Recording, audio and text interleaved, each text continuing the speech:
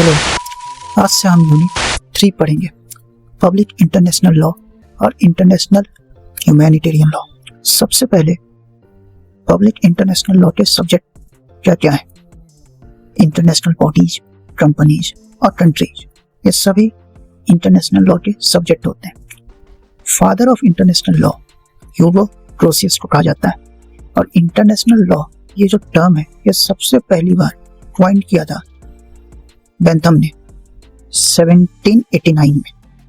International law को हम law of Nations के नाम से भी जानते हैं, पर सवाल ये उठता है क्या इंटरनेशनल लॉ रियल लॉ है भी या नहीं। इस बारे में कुछ लोग इसे रियल लॉ मानते हैं जैसे स्टार्क, ओपनहेम और ग्रोसियस, और कुछ नहीं मानते जैसे ऑस्टिन और बेंथम।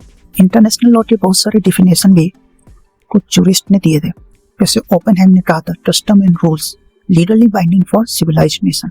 हॉल ने कहा था international laws are the conduct to deal civilised state. Anzilotti ने कहा था पेक्टा सन्ट सर्वेंडा, मतलब जो पैक्ट है, ट्रीटी है, उसकी रिस्पेक्ट होनी चाहिए, है ना, उसका ब्रीच नहीं होना चाहिए। Source of public international law क्या है? आर्टिकल 38 के क्लॉज 1 में of international court of justice के स्टैट्यूट में दिया हुआ है। 4 तरह के होते हैं source: convention, custom, general principle of law और जूरिस्ट ओपिनियन। वहीं article 38 clause 2 good faith and equity की बात करता है। कन्वेंशन और ट्रीटी जो है वो 2 तरह की होती है, जनरल या पर्टिकुलर। में कुछ लीगल मैक्सिम्स हैं जैसे जस्ट कोडेंस, मतलब गुड प्रिंसिपल्स जो लॉ बन जाते हैं इंटरनेशनल लॉ के। रीबस सेंटिबस, मतलब ऑब्जेक्ट डिस्ट्रॉयड होने पर ट्रीटी को कैंसिल किया जा सकता है। पेक्टा टर्टिस नेट नोसेंट प्रोसेंट, मतलब ट्रीटी से बस 2 ही कंट्री बाइंडिंग होते हैं, है ना।